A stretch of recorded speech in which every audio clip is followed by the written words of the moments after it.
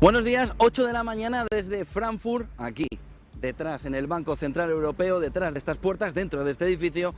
En apenas unas horas el Banco Central Europeo va a volver a tomar la decisión de elevar los tipos de interés. Hay pocas dudas sobre que va a ser de 75 puntos básicos, pero hay una cuestión fundamental que planea en el aire y es si el Banco Central Europeo está volviendo a errar, a fallar, a equivocarse a la hora de afrontar los distintos problemas que en una lista de tareas se le está haciendo gigantesca. El Banco Central Europeo va a centrar la atención económica del mundo hoy, una vez que en la semana que viene empezaremos a ver cómo también la Reserva Federal empieza a activarse para subir tipos. La clave fundamental de la subida de tipos de interés está en el mismo punto que hace 6 semanas en este mismo sitio, con una subida de tipos de interés que estarán en torno de los 75 puntos básicos. ¿Puede haber sorpresa? Siempre puede haberla con Christine Lagarde, con Luis de Guindos y con el conjunto del Banco Central Europeo, pero no parece que tenga mucho espacio el BCE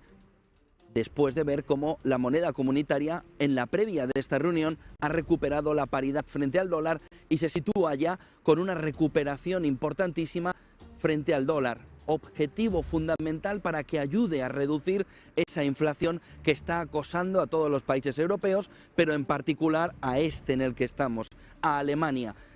Sin duda, la decisión sobre los tipos va a ser el punto fundamental, el principal, el primer lugar donde asirse dentro del comunicado que lance en unas horas el Banco Central Europeo, pero no el único ni el único imprescindible para el sector financiero y para el conjunto de la economía a nivel europeo, pero también internacional. Piensen en la primera clave, que ha venido sin ser demasiado buscada. El dólar desde máximos de septiembre se ha perdido, se ha depreciado un 4% frente al resto de pares que están en la cesta, entre ellos el euro.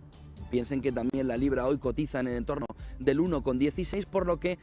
se ha encontrado el BCE una jugada fácil a su favor sin terminar de buscarla. Una moneda un pelín más fuerte, 4% más fuerte, en un entorno en el que en el petróleo no ha conseguido repuntar hasta los $100 como quería la OPEP, como quería Rusia, como quería Arabia Saudí. ¿Por qué? Porque ahí Estados Unidos ha entrado con fuerza a liberar millones de barriles de petróleo que los está poniendo en el mercado a marchas forzadas para ayudar a su socio y para ayudarse a sí mismo de cara a las elecciones de midterm. Por lo que, resolviendo el primer factor fundamental, que era de qué manera esa afección por el petróleo, por la energía en el cambio del euro-dólar, el euro era un factor fundamental, no ha tenido que hacer demasiado el BCE, se lo ha encontrado venir, se lo ha encontrado al ir a ver cómo se movía ese euro revalorizándose contra el dólar, al igual que lo ha hecho el conjunto de pares desde máximos. Primer factor que desde la última reunión no ha tenido que hacer demasiado para encontrarse una victoria fácil, aunque sea momentánea. El segundo factor fundamental es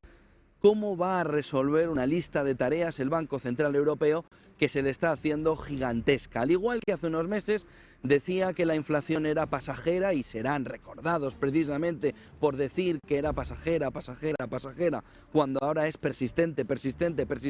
y un problema para todos los ciudadanos europeos y para toda la industria europea. Ahora el foco principal está puesto en ver de qué manera hoy los miembros del Banco Central Europeo van a afrontar una lista de tareas que se está empezando a convertir en elefantiásica. Piensen que, fíjense lo que dice, por ejemplo, Citi en el último informe. Dice: la lista de tareas para resolver por parte del Banco Central Europeo es cada vez más gigante, cada vez más grande,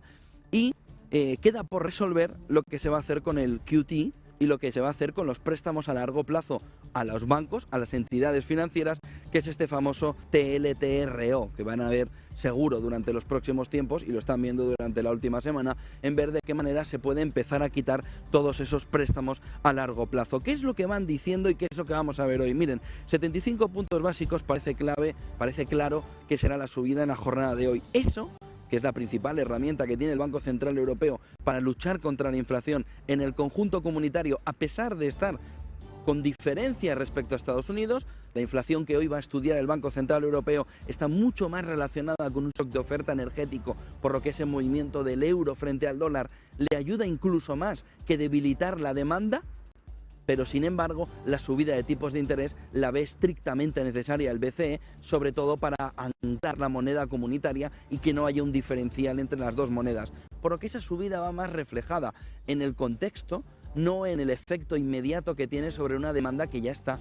perfectamente deprimida. Este fin de semana pasado veíamos como uno de los miembros del Instituto Nacional de Estadística en España decía que veríamos un menos 0,1, 0,1 o en ese entorno, décima arriba, décima abajo, un crecimiento de estancamiento económico en la economía española. Hemos visto también cómo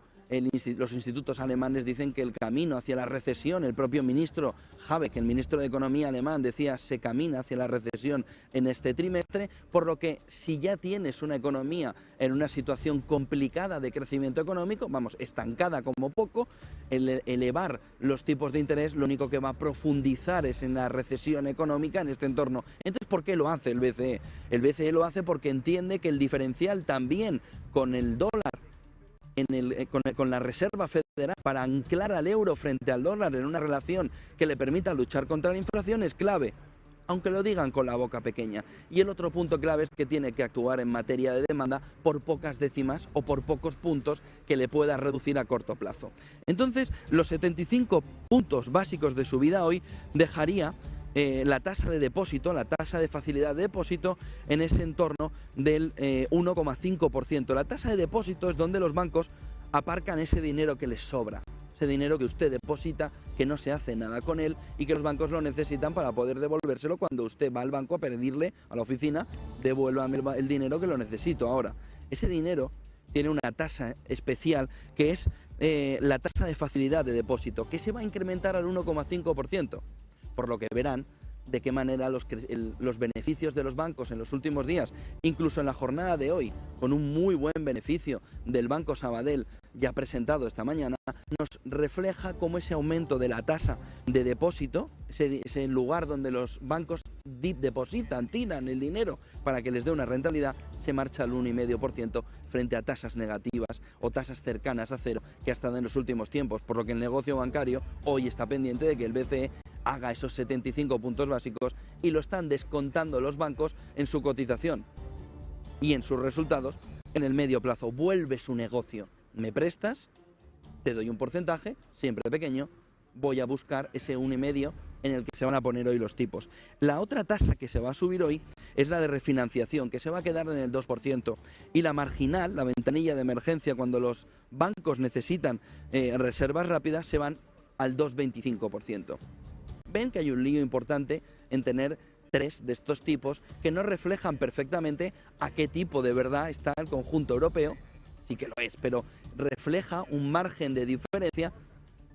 que hace que el Banco Central Europeo, según Expansión la semana pasada, ya se esté planteando, y hoy va a ser una de las cuestiones clave de la rueda de prensa, si no sería deseable tener un tipo de referencia único y luego tener los tres tipos de tasas para los sectores que la necesiten, pero tener un tipo de referencia que, por ejemplo, ancle mejor el Euribor, donde el Euribor pueda no volar de la manera que lo está haciendo en la situación actual, sino tener un tipo de referencia que se acerque a un tipo neutro donde se pueda trabajar el conjunto de la economía. Vamos a ver si eso se puede tratar hoy en la reunión del Banco Central Europeo, en la rueda de prensa, con detalle de qué manera se podría implementar para dar transparencia y facilidad al conjunto del sistema financiero. Y no hemos empezado todavía todos los retos que tiene hoy el Banco Central Europeo. Miren, el otro reto importante es que va a tener que hablar del QT. El problema del QT, el problema de esa panza que tiene ahora mismo de compras el Banco Central Europeo, es que la eliminación de esas compras es inflacionaria de por sí. De tal manera que esa eliminación de esas compras podría provocar un efecto de subida de la inflación, por lo que hasta diciembre o primer trimestre del año que viene, el Banco Central Europeo le va a volver a pegar una patada hacia adelante a ese movimiento de QT. Por supuesto, las subastas a largo plazo de liquidez van a ser otro de los puntos clave donde el Banco Central Europeo tiene anclado una gran parte del dinero que va comprando. La lista de tareas es enorme y tiene un punto de referencia, un punto clave donde recae. Y es hasta qué punto esta subida salvaje de tipos de interés que se está viviendo en el conjunto de Europa y que está provocando un dolor de cabeza importante en los ciudadanos europeos, al igual que en Estados Unidos, tras ver cómo los mensajes eran de tranquilidad, esto no se va a disparar, la tasa de inflación está controlada, esto va a ser momentáneo, será puntual, ha llevado a una toma de decisiones que no tenía todos los datos por parte del ciudadano. Por lo que el Banco Central Europeo hoy también tiene que decidir si quiere ahondar en una recesión económica que golpee directamente a los ciudadanos a una costa de ver cómo la inflación simplemente va bajando a la velocidad de una pluma. ¿Por qué? Porque aquí en Alemania lo que se baraja para el año que viene es que incluso con todo el movimiento de subidas de tipos de interés del Banco Central Europeo, de esta reunión que vamos a tener hoy y de la siguiente, descontando también 50 puntos básicos, Alemania incluso con esas tendría una inflación interanual mayor que la de 2022.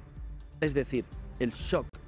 ahora mismo de oferta está siendo muchísimo más importante que el golpe en la demanda que le pueda dar el Banco Central Europeo.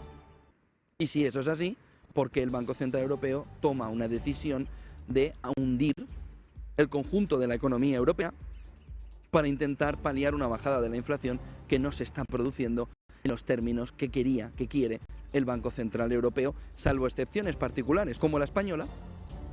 donde la exención ibérica es la clave fundamental para entender la bajada de esa inflación de una manera agresiva o la subvención de los precios del petróleo, de los precios de la gasolina por parte del consumidor. Por lo que entramos en un terreno complicado donde además hay un punto que el Banco Central Europeo hoy tiene que explicar, y es si los efectos de las bajadas de tipos de interés son a 6 meses vista, y por eso históricamente el Banco Central Europeo ha tomado como mucho una subida trimestral de tipos, ¿cómo pueden estar viendo los efectos a 6 meses vista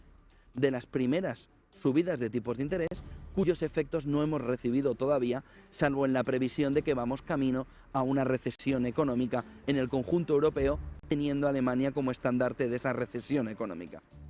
¿De qué manera ellos, el Banco Central Europeo, puede estar decidiendo seguir subidas de tipos sin poder ver los efectos de las primeras subidas que ya se han realizado, pero que a la economía real no le han llegado? Y ustedes lo verán muy fácil. Marchen por una zona de tiendas de cualquiera de sus ciudades en Europa y verán de qué manera están llenas las tiendas y el consumo está perfectamente desbocado en este momento de vuelta del verano, donde parecía que la actividad económica se iba a frenar muchísimo más. ¿Por qué? Porque la percepción ahora mismo del ciudadano de las primeras subidas de tipos no ha llegado a su bolsillo, de tal manera que si ese movimiento de profundización de la recesión no ha llegado, no debería el Banco Central Europeo estar estimando de qué manera las siguientes subidas van a impactar en unos efectos que todavía no han llegado. Porque la clave fundamental para entender las próximas subidas es cómo están afectando estas primeras subidas al conjunto de la economía europea, con una vista que todavía no nos permite ver, una mirada larga, no nos permite ver el efecto que ya están teniendo. Como ven,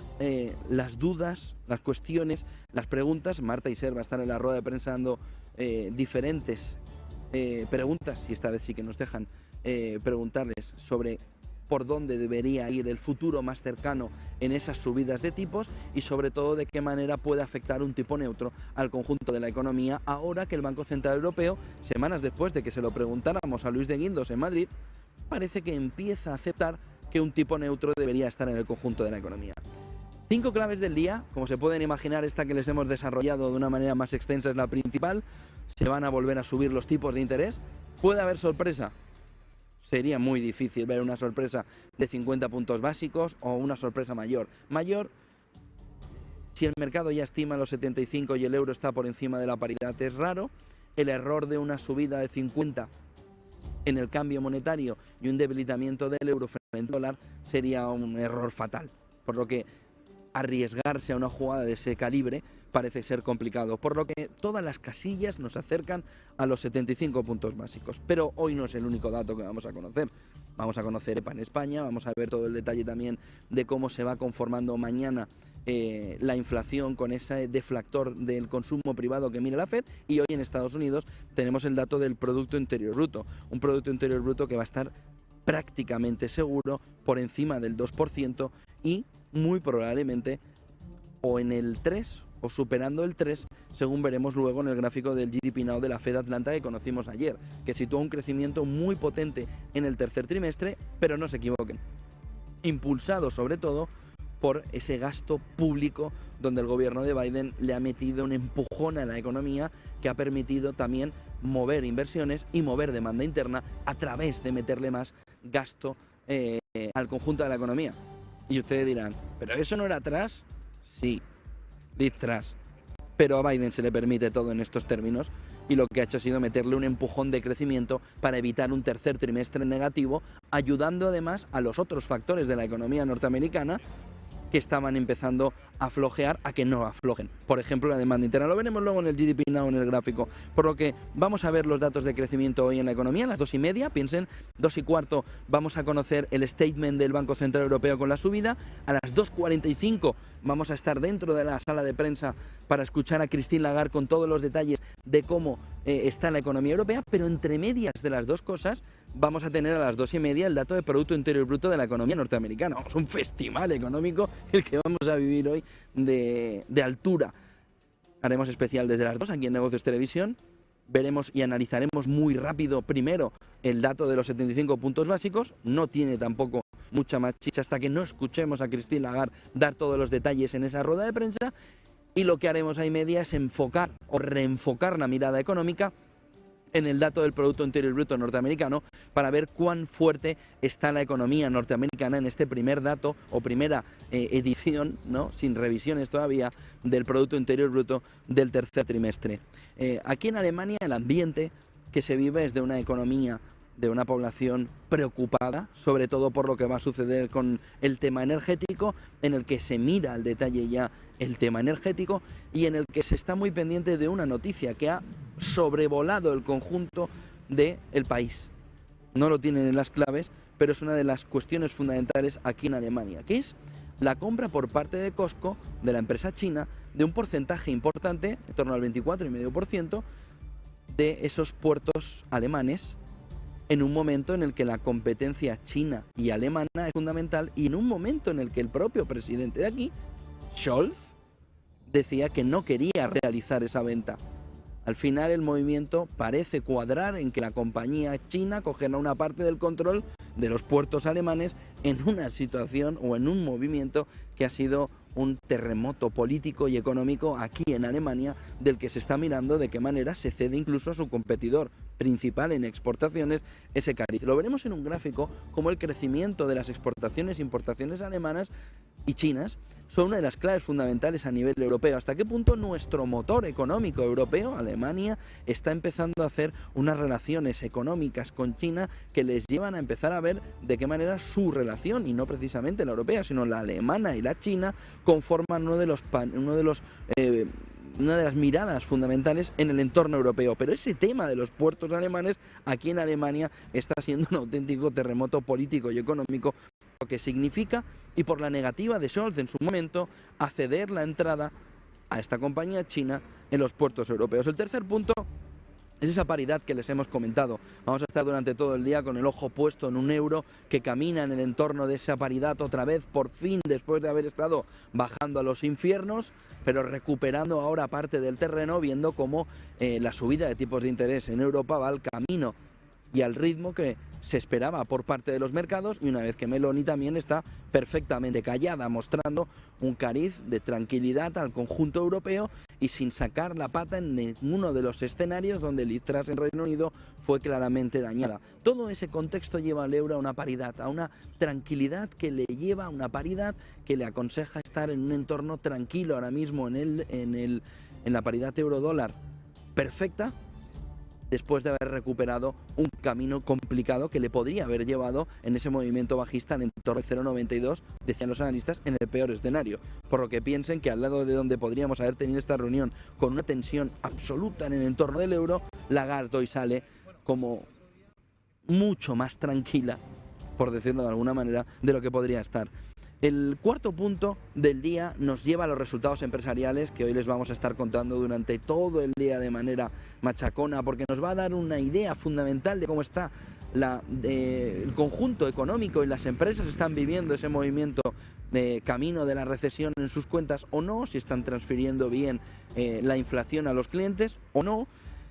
Esta mañana hemos visto el Sabadell con unos buenos resultados, ayer vimos unos buenos resultados en el Santander, pero un golpetazo en el mercado descomunal, y en el otro lado del Atlántico preocupa, llama mucho la atención, genera mucha preocupación lo que está sucediendo con las tecnológicas. Ayer Meta también decepcionó al mercado y el conjunto de las tecnológicas ahora mismo están temblando por el lado de la publicidad. Los ingresos publicitarios asociados a sus redes sociales caen de una manera bastante agresiva en un entorno donde pelean cada vez más entre ellos por la misma tarta, pero donde el consumidor empieza a ver,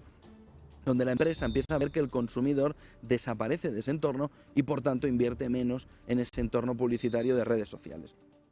Es una de las claves fundamentales. Ver si las Fanja ahora mismo en uno de sus capítulos de crecimiento fundamental, como era este de los ingresos publicitarios, cede terreno y pierde parte del protagonismo en el crecimiento de los ingresos que se esperaba para los próximos trimestres. Sobre todo porque la percepción, la perspectiva, el camino que le da el conjunto de Meta, de Google, es decir, de Facebook, de Google, a los próximos resultados del último trimestre y sobre todo del primer semestre del año que viene, es de una visión bastante negativa. De tal manera que vamos a ver cómo los resultados empresariales, si empeoran antes de lo que estaba viendo el mercado, pueda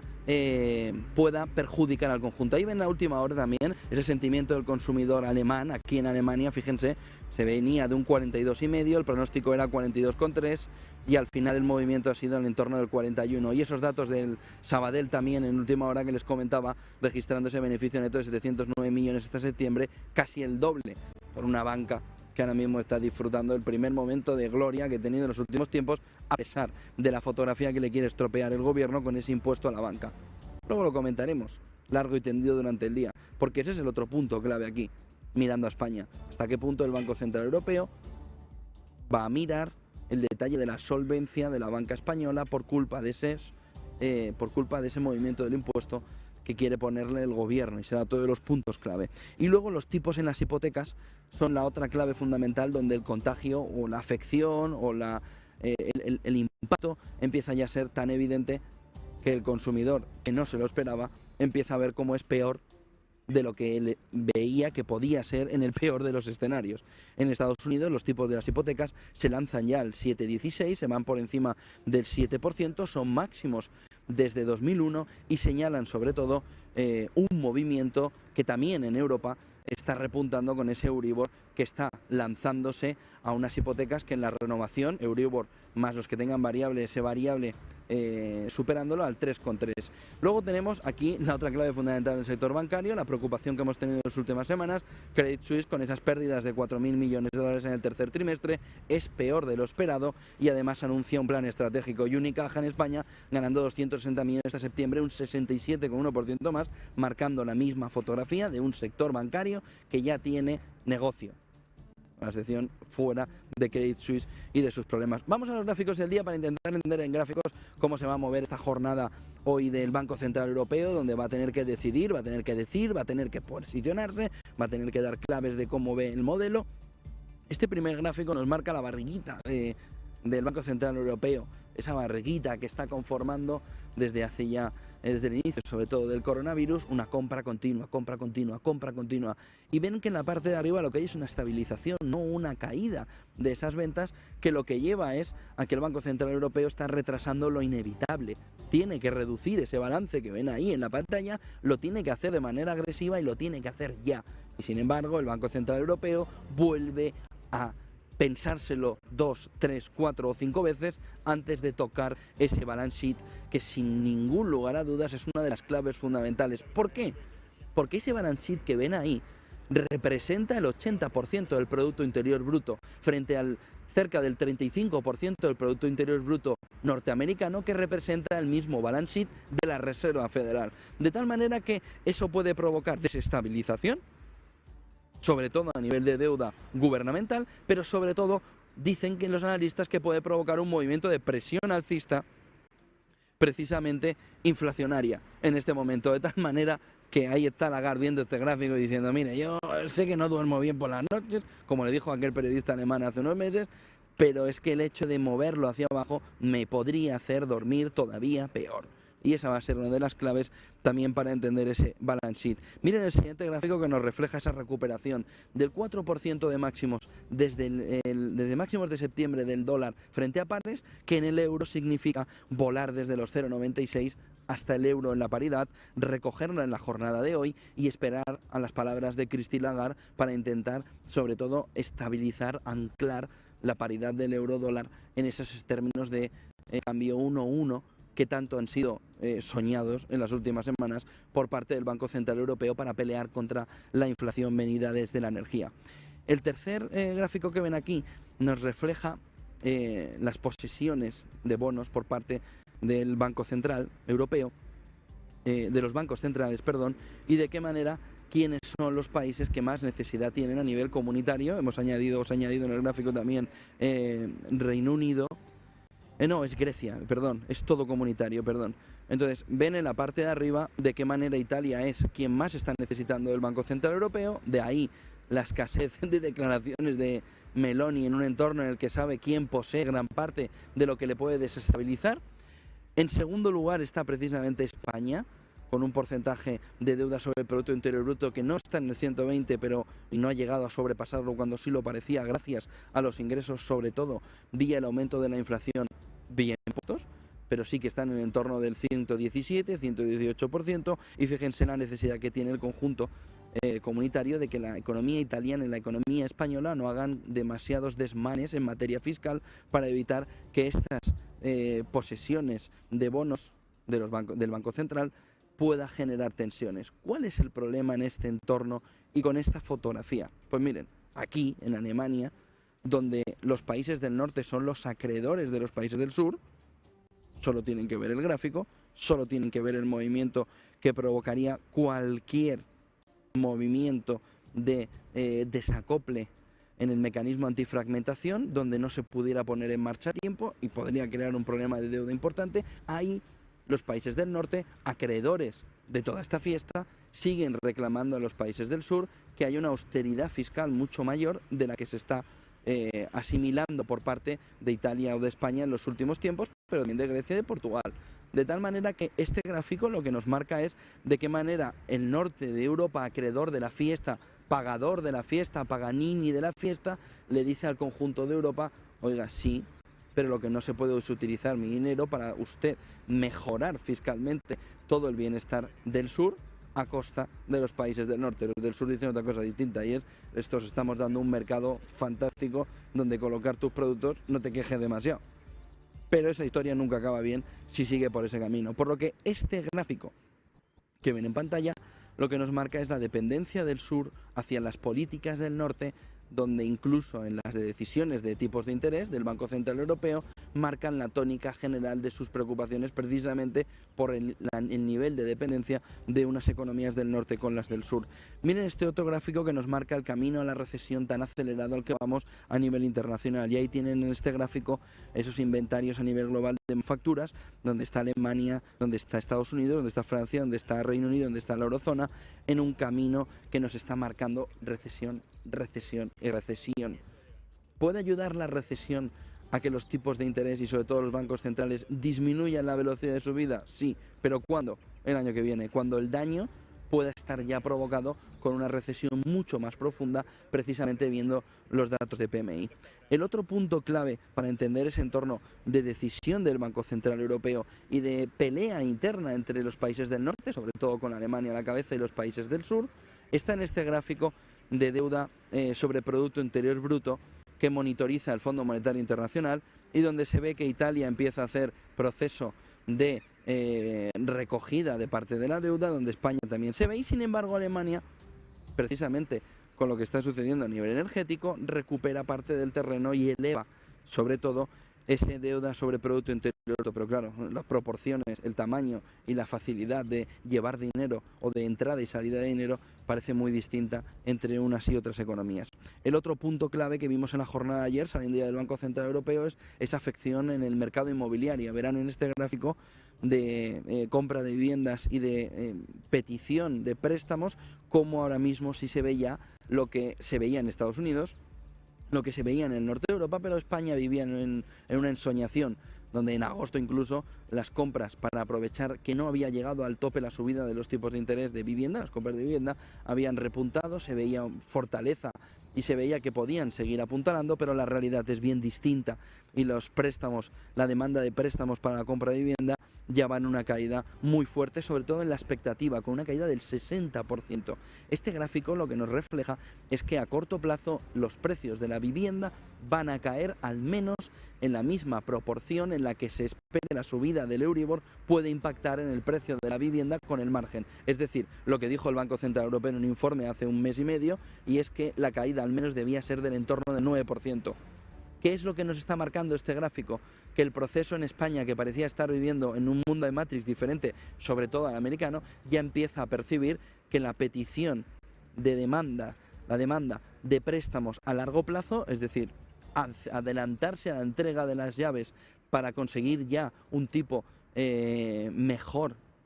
para la compra de la vivienda, ya está desplomándose al entorno del 60%, a pesar de que la caída de los precios de la vivienda todavía estaría en el entorno del 4, 5, 6% en España a nivel nacional. Es decir, luego hay que distinguir sobre todo grandes ciudades y costa frente al resto. Pero como ven en el gráfico, la línea roja nos está marcando que los precios caen, la línea azul nos está marcando ya directamente de qué manera la petición de préstamos a futuro no es que caiga,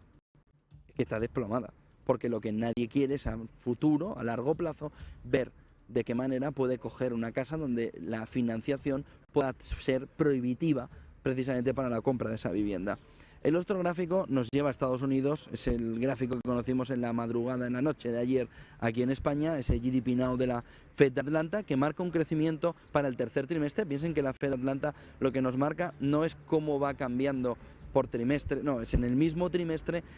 Lo que va haciendo es una visión actualizada de cómo está el Producto Interior Bruto en la economía norteamericana, y que lo que nos marcó en el dato de ayer, que conoceremos hoy, el primer dato avanzado,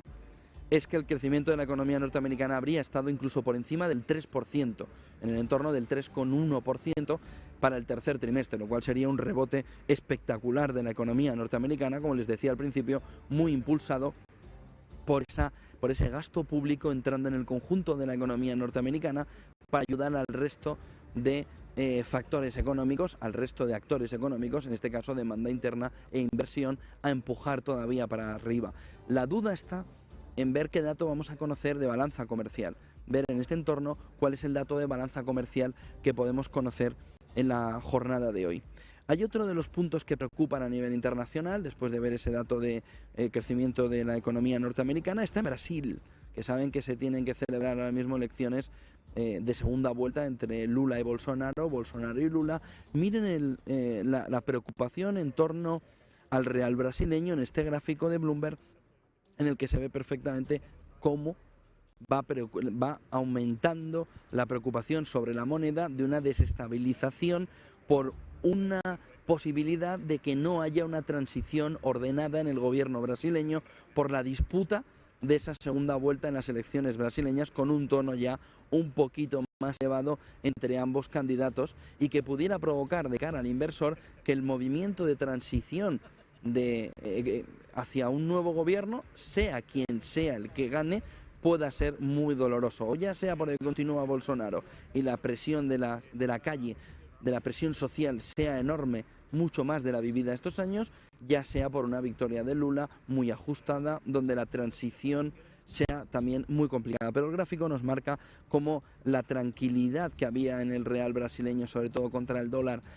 previo a la primera vuelta de las elecciones brasileñas, se ha evaporado, y una vez que se ha evaporado, el movimiento que tenemos también en la economía brasileña alrededor del real brasileño nos está marcando preocupación sobre la economía y esas elecciones y esa transición que pudiera haber. Ojo con la economía brasileña y la afección que tiene, por ejemplo, España en el sector bancario, en el caso de que haya cualquier movimiento de empeoramiento de las condiciones económicas en el país. Ojo en el conjunto de Europa también, con la cantidad de inversiones que han ido hacia Brasil y que pudieran estar ahora mismo mirando con preocupación. Pero bueno, también hay quien podrá decir, las tenemos en Turquía y en lugar de reducirlas con una inflación del 80%, van aumentando, BBVA. Por lo que ahora mismo la posición de los analistas es, por ahora, tranquilidad, famoso keep calm, y ver a partir de las elecciones cómo se producen los acontecimientos sin necesidad de adelantarse demasiado a estos. El siguiente gráfico nos marca también el movimiento de tapering que se produjo en la economía norteamericana en 2013, ese movimiento que redujo el 10 años a una rentabilidad menor para que la renta variable subiera, ese movimiento ahora contrario que lo que hace es elevar la rentabilidad del 10 años y del 2 años, prácticamente, lo ven en el gráfico, hasta una situación donde el gap que teníamos en 2013 por el movimiento de tapering, que separó 2 y el 10 años, se ha reducido hasta tal punto que ahora mismo se están tocando en un momento en el que en esa rentabilidad del entorno del 4,5, 4,3, 4,5 está también provocando que la renta variable vea lo difícil que es competir en un entorno inflacionario con una renta fija, con una fixed income que le está dando una rentabilidad potente al mercado, sobre todo sin el riesgo de la economía norteamericana. Y miren, el otro gráfico que les enseñamos es el aumento de exportaciones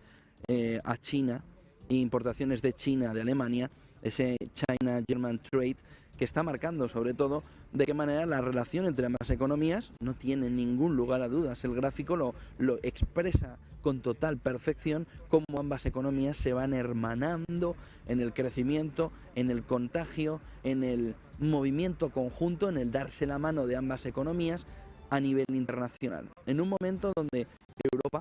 está planteando una rivalidad frente a Europa, lo dijo von der Leyen en la última reunión de líderes, marcando claramente cómo China era un rival a batir, pero no lo reflejan determinados gráficos, como este de Alemania, que nos está marcando un camino totalmente opuesto. Nos está marcando un camino en el que China y Alemania caminan juntas en determinados aspectos. Y ahí volvemos al tema principal que veíamos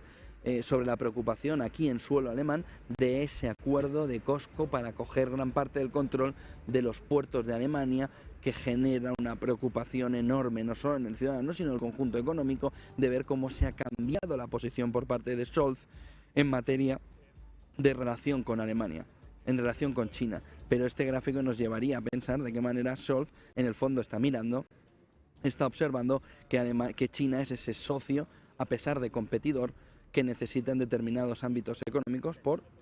la inversión. Miren el siguiente gráfico, caminando hacia China, que nos marca una de las cuestiones que en Europa empieza a preocupar.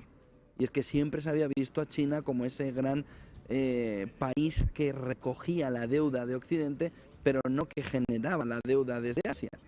Y cómo ha cambiado si comparan la línea azul con la línea roja, dejando los tiempos del coronavirus, cómo ha aumentado el déficit presupuestario hasta estar cerca de $1 trillón americano entre enero y septiembre, cómo el impacto de esos nuevos confinamientos está provocando que la economía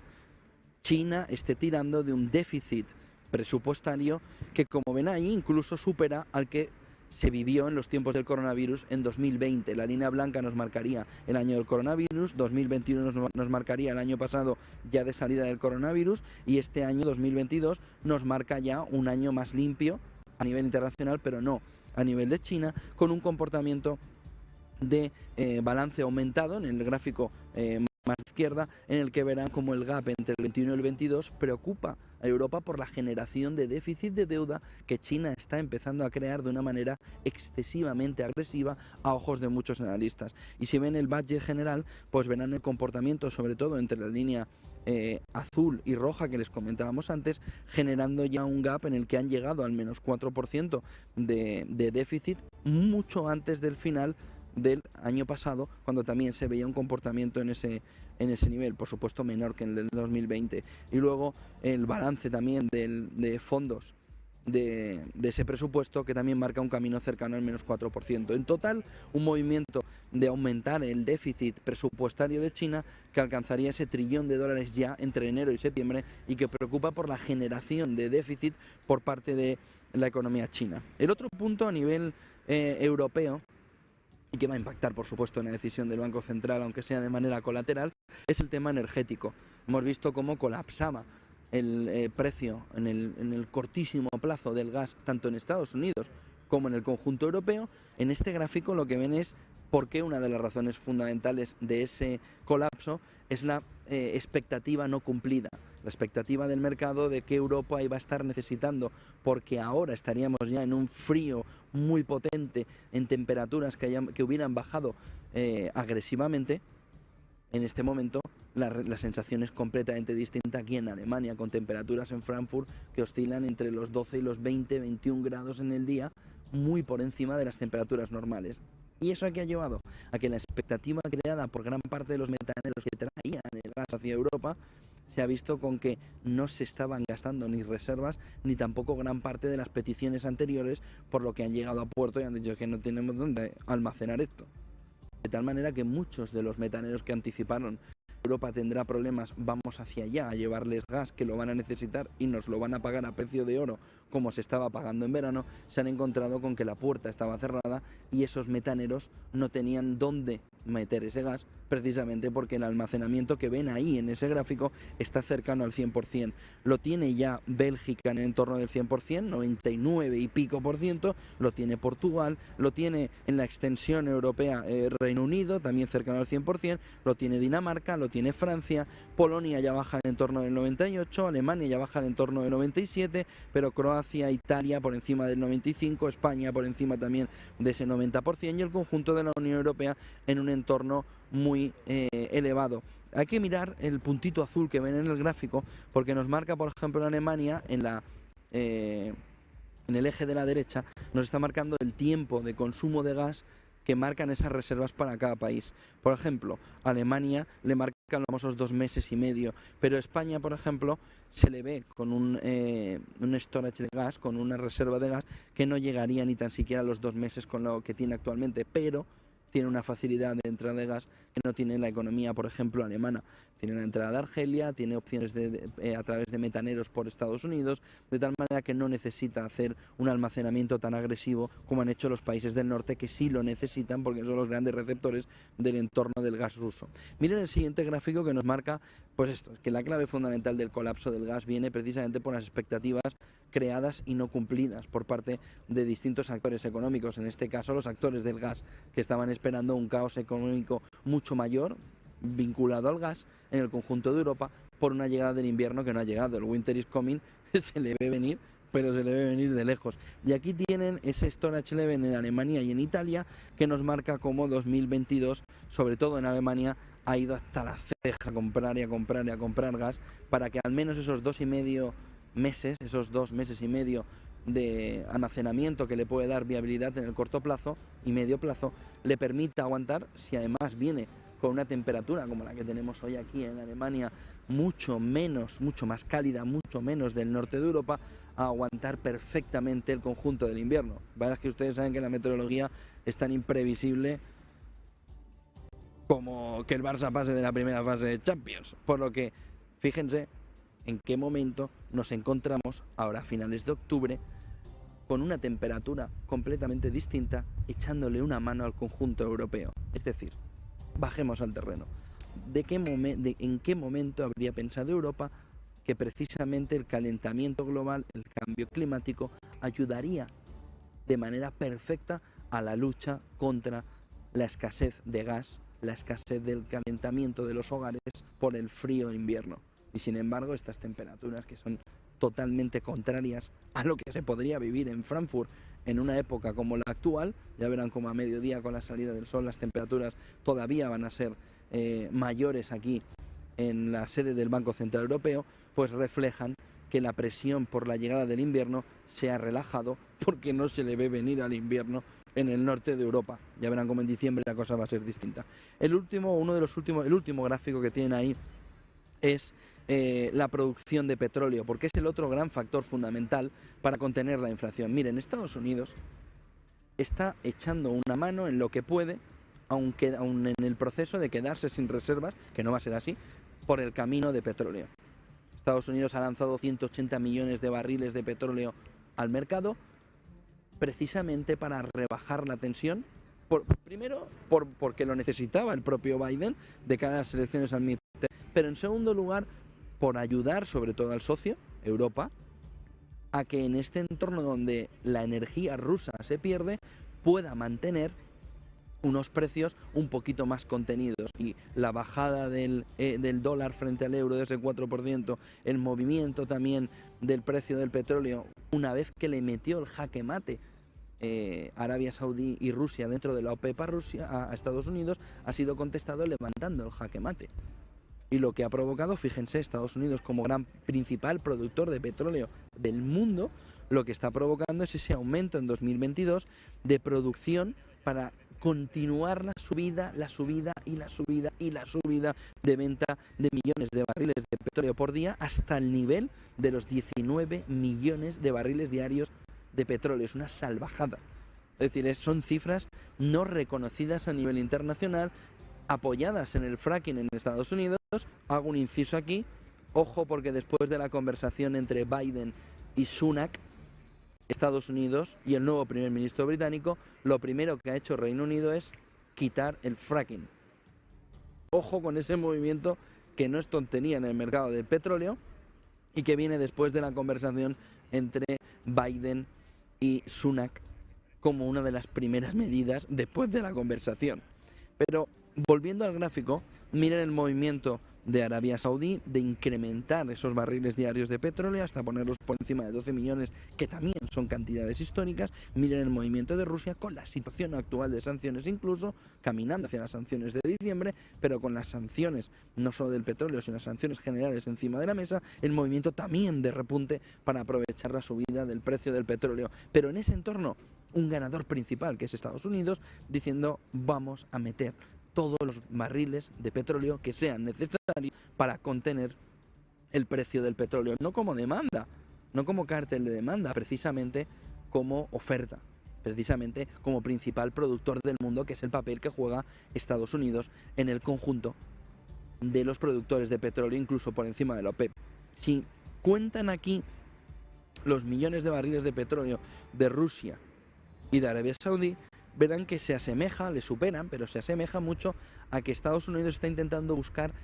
llevar al mercado al menos la misma cantidad o cerca de la misma cantidad que los dos principales productores de la OPEP, que Arabia Saudí y que Rusia, para poner también encima de la mesa una cantidad que, si la OPEP pone tanto, yo más, de tal manera que pueda estar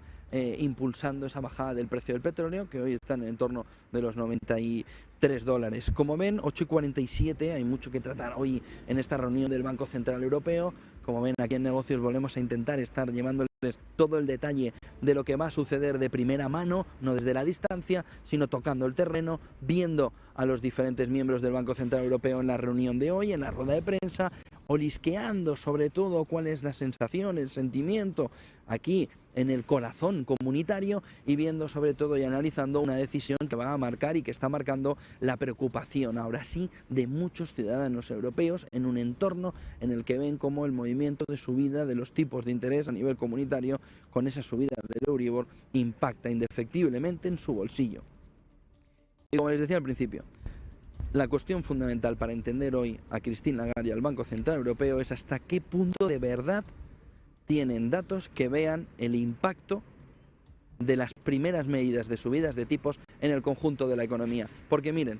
el riesgo mayor que tiene ahora mismo el Banco Central Europeo es pasarse de mano por intentar seguir lo que le dice la Reserva Federal, seguir en el sentido de continuar con sus subidas e impactar directamente en la economía, llevándola a una recesión profunda que nos lleve, ¿cuánto? Una década salir de ella. Y ese es el mayor problema que ahora mismo tiene Europa, sumergirse en una recesión profunda que impacte los basics de la economía europea por haber llegado tarde, motivo por el que principalmente deberían haberse marchado, y por ahora tener una lista tan grande de tareas sin resolver que nos lleva a la primera conclusión del primer punto. Cuando todo esto pase, lo normal, la elección lógica de un cargo público, que esto en el fondo está sirviendo a la sociedad, es coger la puerta y marcharse. Porque el desastre en el que estamos ahora metidos, en el conjunto europeo, por una toma de decisiones tardía y errónea por parte de los bancos centrales, pero en concreto del Banco Central Europeo, debe tener consecuencias. Se puede estar con el equipo hasta que acabe el partido, pero una vez que acabe la temporada, se tiene que poder decir, se tiene que poder sacar del Banco Central Europeo a quienes han cometido error tras error y encima lo han hecho con una soberbia impropia de un cargo público. Por lo que los ciudadanos europeos deben tener el poder de decisión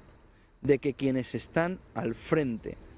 de todo este movimiento a nivel europeo, del Banco Central Europeo, deben sin duda empezar a asumir parte de su responsabilidad. Guindos, Lagarde, Philippe Lane son responsables sobre todo de haber llegado tarde y de haberle metido un golpe muy fuerte a los ciudadanos europeos en su bolsillo, que lo van a pagar y muy caro en los próximos meses y en los próximos años. Por lo que no perdamos de perspectiva que ahora hay que estar con el equipo hasta que acabe la temporada, pero que hay que pedir responsabilidades al entrenador y a los principales jugadores y a los capitanes